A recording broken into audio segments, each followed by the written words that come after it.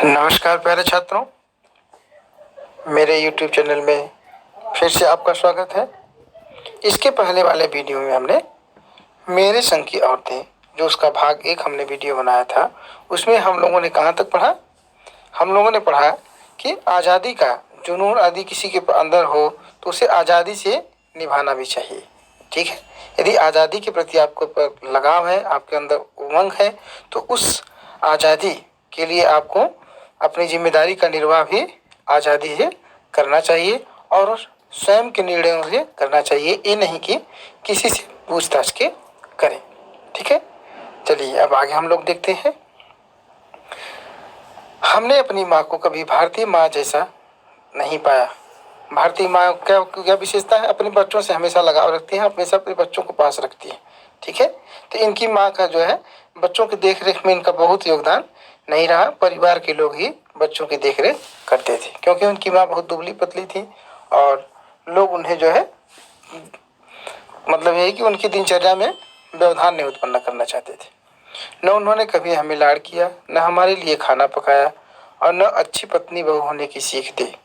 ठीक, कुछ अपनी बीमारी के चलते भी वे घर बार नहीं संभाल पाती थी, पर उसमें ज़्यादा हाथ उनकी अरुचि का था। कहते हैं कि ऐसा 2 कारणों से था। पहले तो उनकी जो हमेशा वो बीमार रहती थी, दूसरा कारण ये भी था कि वह उनका जो है घर के कामों में रुचि उनकी रुचि घर के कामों में नहीं थी। इसलिए कहते हैं कि हम भारतीय माँ की तरह, मेरी माँ जो है एक भारतीय माँ की तरह नहीं थी, जो बच्चों को लाड़ प्यार देती, खाना बनाती उनके लिए, अच्छी पत्नी और बेटियां हैं तो उन्हें अच्छी बहू की सीख देती। ठीक है, उनका ज़्यादा वक्त किताबें पढ़ने में बीतता था, बाकी वक्त साहित्य चर्चा में या संगीत सुनने में, और वे ये सब बिस्तर पर लेटे लेटे किया करती थी। ठीक है, उनका ज़्यादा वक्त किताब पढ़ने में बीतता था, बाकी साहित्य चर्चा या संगीत सुनने में, और यह काम जो है वो बिस्तर पर लेट करके ही करती थी। बहुत ज़्यादा कमज़ोर थी। ठीक है, बीमार रहती थी हमेशा।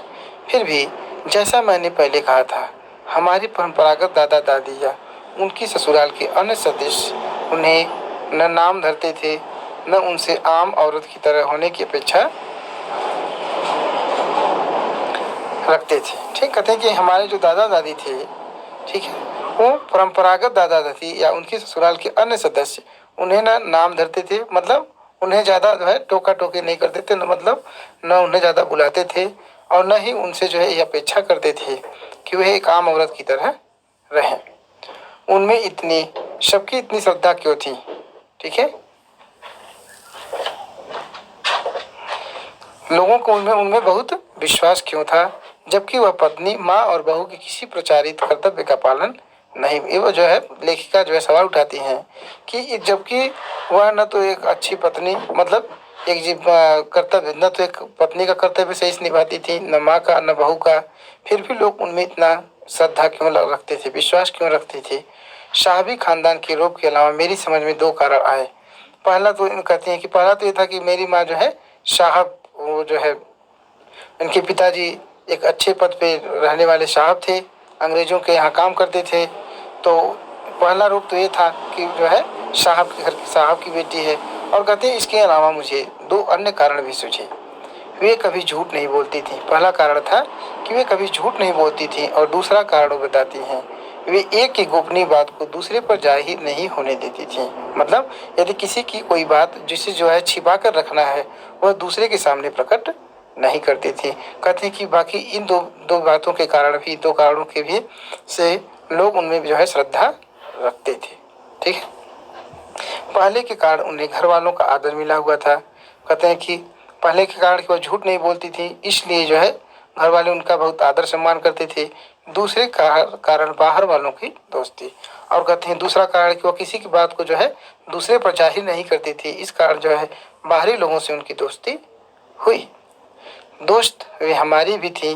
माँ की भूमिका हमारे पिता बखूबी निभा देते थे। कहते हैं कि माँ भी हमारी समझ लीजिए एक दोस्त ही थी, क्योंकि जो माँ की भूमिका थी उसका निर्वाह हमारे पिताजी करते थे। मुझे याद है बचपन में भी हमारे घर में किसी की चिट्ठी आने पर कोई उससे यह नहीं पूछता था कि उसमें क्या लिखा है। कहते हैं कि मुझे याद है कि बचपन में भी मेरे घर में किसी के नाम की चिट्ठी आती थी तो कोई दूसरा उससे नहीं पूछता था कि उसमें क्या लिखा हुआ है। मतलब सभी लोग अपने अपने ढंग से स्वतंत्र थे, कोई किसी की जो है कार्य में जो है बाधा नहीं डालता था। भले वह एक बहन की दूसरी के नाम क्यों न हो और माँ यह जानने को बेहाल हो कि बीमारी से वह उबरी या नहीं। ठीक है, मतलब अगर आप अपने से बताते हैं तो ठीक है, नहीं तो आपसे कोई पूछता नहीं है। छोटे से घर में 6 बच्चों के साथ सास ससुर आदि के रहते हुए भी हर व्यक्ति को अपना निजत्व बनाए रखने की छूट थी। कहते हैं कि छोटे से घर में जहाँ 6 बच्चे थे, सास ससुर आदि के रहते हुए भी हर व्यक्ति को अपने विचारों की स्वतंत्रता थी। हर व्यक्ति अपने से अपने कार्य को, सभी व्यक्ति को अपने ढंग से अपने कार्य को करने की छूट थी। सभी लोग स्वतंत्र थे। इसी निजत्व बनाए रखने की, निजत्व मतलब है अपनत्व, अपने अपने आप को जो है अस्मिता, अपनी अस्मिता, हर अपनी पहचान बनाए रखने की छूट का फायदा उठाकर हम 3 बहनें और छोटा भाई लेखन के हवाले हो गए। कहते हैं कि यही यही जो है निजत्व जो बनाए रखने की छूट का फायदा उठाकर हम जो है 3 बहनें और मेरा छोटा भाई लेखन के क्षेत्र में आ गए। ठीक है, निजत्व मतलब अपनी पहचान।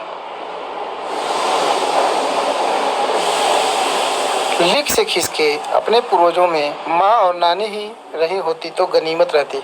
लिख मतलब कोई चीज परंपराओं में बता दिया कि जो है बेटियों को ये करना है, ये इन बेटियों को घर में ही रहना है, घर से बाहर नहीं जाना है।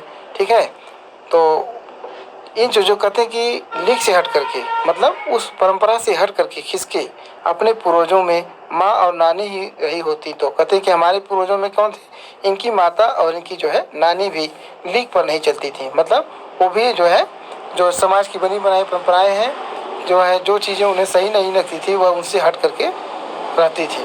ठीक है, अपने मतलब अपने आज़ाद आज़ाद तरीके से जो है वो रहती थी। तो कहते हैं कि जब माँ और नानी ही रहती तो गनीमत थी, तब तो भलाई थी। पर अपनी एक परदादी भी थी। कहते हैं कि हमारी एक परदादी भी थी। ठीक है, मतलब उनके पिताजी की दादी, जिन्हें कतार से बाहर चलने का शौक था। जो है क्या करते हैं, लाइन में खड़ी होकर के चलने वाली नहीं थी, बल्कि वो अपना अलग ही रास्ता बनाने वाली थी। उन्होंने व्रत ले रखा था कि अगर खुदा के फजल से उनके पास कभी 2 से ज्यादा धोतियां हो जाएंगी तो वे तीसरी दान कर देंगे। ठीक है, खुदा की कृपा से, फजल मतलब दया या कृपा से। तो उन्होंने ये व्रत ले रखा था कि मेरे पास 2 के बाद यदि तीसरी धोती हो जाती है तो वह क्या करती थी, तीसरी धोती को दान कर देती थी। जैन समाज में अपरिग्रह की सनक बिरादरी बाहर हरकत नहीं मानी जाती। ठीक है, और जैन समाज में अपरिग्रह मतलब होता है कि इकट्ठा न करना। ठीक है, आपको जितनी जरूरत है उतनी चीजें रखना। तो कहते हैं जैन समुदाय में इस हरकत को जो है सनक या पागलपन नहीं माना जाता है, इसलिए वहां तक तो ठीक था। कहते हैं कि इसलिए या वो भी क्या कहते हैं, जैन जो है जैन धर्म ग्रहण की थी। ठीक है, पर उनका असली जलवा तब देखने को मिला जब मेरी माँ पहली बार गर्भवती हुई। कहते हैं कि देखिए असल उनका असली रूप तो तब देखने को मिला जब इनकी माँ जो है पहली बार गर्भवती हुई। ठीक है, मेरी परदादी ने मंदिर में जाकर मन्नत मांगी कि उनकी पतोहू का पहला बच्चा लड़की हो। ठीक है, तो उनकी परदादी ने क्या मन्नत मांगी कि मेरी जो पतोहू है उसका पहला बच्चा क्या हो, लड़की हो। पर गैर रवायती मन्नत मांगकर, मतलब लोग रवायती मतलब लोग क्या होता है कि जो परंपराएं गैर परंपरागत, लोग परंपराओं में चला आया है कि लोग मन्नतें मानते हैं कि बेटा हो। तो कहते हैं कि गैर रवायती मन्नत मांगकर ही उन्हें चैन नहीं पड़ा। कहते हैं कि यह जो गैर रवायती मतलब लीक से हट करके जो है समाज में चलता है कि लोग बच्चों के लिए लड़कों के लिए मन्नत मांगते हैं और उनकी जो है परदादी बेटी लड़की होने के लिए मन्नत मांग रहे हैं। कहते हैं कि उन्हें मन्नत मांगने से चैन न पड़ी, उसे भगवान और उनके बीच पोशीदा रखने की बजाय सरेआम उसका ऐलान कर दिया। पोशीदा मतलब हमारे और उनके बीच गुप्त रहने की बजाय वह जो है पूरा इन्होंने पूरे गांव में शोर कर दिया कि मैंने ये मन्नत मांगी है। लोगों के मुंह खुले के खुले रह गए जब लोगों ने ये सुना कि मेरी परदादी ने लड़की होने की जो है मन्नत मांगी है कि मेरी पोतों को लड़की पैदा हो। तो लोग जो है बहुत आश्चर्यचकित हो गए। ठीक है, लोगों को विश्वास नहीं हो रहा था। उनके फितूर की कोई वाजिब वजह ढूंढे न मिली। फितूर मतलब पागलपन, क्या मतलब उनकी इस फितूर की कोई वाजिब वजह ढूंढे न मिली। वजह मतलब कारण। यह भी नहीं कह सकते थे कि खानदान में पुश्तों से कन्या पैदा नहीं हुई थी। कहते हैं कि यह भी नहीं कहा जा सकता है कि हमारे खानदान में कई पुश्तों से लड़कियां पैदा नहीं हुई, इसलिए माँ जी बेचारी कन्यादान के पुण्य के अभाव को पूरा करने के चक्कर में थी। कि जैसे होता है ना कि जैसे किसी खानदान में लड़की पैदा नहीं हो तो लोग मन्नत मान लेते थे, कहते हैं ऐसा भी नहीं था। फिर भी माँ की बेचारी जैसे होता है ना कि किसी घर में लड़की पैदा नहीं हो तो लोग मन्नत मानते हैं, तो कहते हैं कि ऐसा भी नहीं था कि मेरी माँ के ऊपर जो है ये बोझ लाद दिया जाता कि पुत्री होगी तो कन्यादान करने का मौका मिलेगा। क्योंकि पिताजी की ही नहीं दादाजी की भी बहनें मौजूद थी। कहते हैं कि मेरे पिताजी ही नहीं मेरे दादाजी की भी बहनें थी। हाँ, पहला बच्चा हर बहू का बेटा होता रहा था। कहते हैं लेकिन हाँ, हर बहू का जो पहला बच्चा पैदा हुआ वो बेटा था। खैर, माँ जी ने अपनी तरफ से कोई सफाई नहीं दी, बल्कि बदस्तूर मंदिर जाकर मन्नत दोहराती रही। कहते हैं कि खैर जो है माँ जी उसकी तरफ को इसके बारे में कोई सफाई उन्होंने नहीं दिया, और बल्कि बदस्तूर मतलब नियम से प्रतिदिन जो है जाकर के मंदिर में मन्नत मानती रहीं, वही दोहराती रहीं। पूरा नकुड़ गांव जानता था कि माँ जी का भगवान के साथ सीधा सीधा तार जुड़ा हुआ है। कहते हैं कि पूरे गांव में प्रचलित था कि इनकी दादी का भगवान से सीधा संबंध है। बेतार का तार मतलब कि वह कुछ दिखाई नहीं देता है, लेकिन उन दोनों लोगों का संबंध है। इधर वह तार खींचती उधर टन से तथास्तु बजता, मतलब इधर से वह उस तार को खींचती है तो उधर से भगवान आशीर्वाद देते हैं, तथास्तु ऐसा ही हो। ठीक है। मेरी दादी तो पहली मर्तबा में ही तैयार हो गई थी कि गोद में खेलेगी तो पोती। कहते हैं कि मेरी दादी तो पहली बार में ही ये बात तैयार हो गई कि यदि गोद में कोई खेलेगी तो वह पोती मतलब लड़की। ठीक है, पोती इसलिए कहते हैं क्योंकि जो है उनकी दादी थी ना वो, तो जब किसी के बेटे का बेटा होता है या बेटे का बेटी होती है तो उसे पोता या पोती कहते हैं। पर माँ जी की आरज़ू किस कदर रंग लाएगी उसका उन्हें भी गुमान न रहा होगा। कहते हैं कि जो हमारी दादी जी थी उनकी जो है मन्नत इस तरह आरज़ू मतलब मन्नत इस कदर इस ढंग से रंग लाएगी, इसका उन्हें भी जो है गुमान न रहा होगा। ठीक है, उन्हें भी विश्वास न रहा होगा कि इस प्रकार भी पूरा होगा। लड़की की गैर वाजिब जस्तजू सुन। कहते हैं कि गैर परंपरागत मतलब कि लोग ऐसी मन्नतें वाजिब होता है कि सही, जो सही नहीं है लोग ऐसी मन्नतें नहीं मानते। ठीक है, तो कहते हैं कि वाजिब मतलब होता है वाजिब मूल्य। वाजिब मूल्य होता है कि वाजिब, ठीक है, मतलब होता है कि ठीक। वाजिब मूल्य मतलब ठीक। तो कहते हैं कि ठीक ये मतलब कि थोड़ा हट के था, इनकी मांग जो थोड़ी हट के थी। तो जुस्तजू सुन, उनकी मन्नत सुन करके भगवान कुछ ऐसी अफरा तफरी में आ गए कि मतलब इनकी जो है दादी जी ने ऐसी मन्नत भगवान भी इस मन्नत से बहुत घबरा गए, और उन्होंने एक के बाद एक कहते हैं कि एक न दो पूरी 5 कन्याएं एक के बाद एक धरती पर उतार दें। तो उनकी माँ को 5 बेटियां लगातार पैदा हुई। भगवान को क्यों कहें क्या कहें, माँ जी के सामने तो नामी चोर भी अफरा तफरी में आ जाते थे। कहते हैं कि माँ जी की बाकी बात क्या करें, उनके सामने तो जो बड़े जो है कुख्यात जो चोर थे वो भी जो है जो बहुत नामी गिरामी चोर थे वो भी जो है घबरा जाते थे। माँ जी और नामी चोर का किस्सा होश संभालने के बाद मैंने कई बार सुना था। कहते हैं माँ जी यहाँ दादी जी को करें, तो कहते हैं कि माँ जी और दाद जो है चोर का किस्सा। ठीक है, कहते कि माँ जी और चोर का किस्सा जो इन्होंने इन लोग जो है जब इन होश संभाले तो उन्होंने कई बार सुना। चोर की दीदार की खुशनसीबी भी हाथ आई थी। कहते हैं कि उस चोर को हम लोगों ने दीदार का मतलब दर्शन, के दर्शन की खुशनसीबी भी हम लोगों के हाथ आई थी। हुआ यूं था कि किसी शादी की सिलसिले मतलब शादी की शादी को लेकर के मैं नुक्कड़ की हवेली के तमाम मर्द बारात में दूसरे गांव गए हुए थे। वहाँ गाँव में जो है शादी थी, तो गाँव से लोग जो है आदमी लोग बारात में दूसरे गाँव गए थे। औरतें सज धज कर रथ जगह मना रही थी, और औरत लोग क्या कर रही थी, रात में औरतें जो है नाचती गाती हैं, ठीक है। तो रथ जगह मना रही थी। नाचे गाने और ढोलक की थाप के शोर में नामी चोर कब सेंध लगाकर हवेली में घुसा, किसी को खबर न हुई। कहते हैं इस, ठीक है, वो मौका देख करके एक नामी चोर जो है हवेली में घुस गया। पर चोर था बदकिस्मत।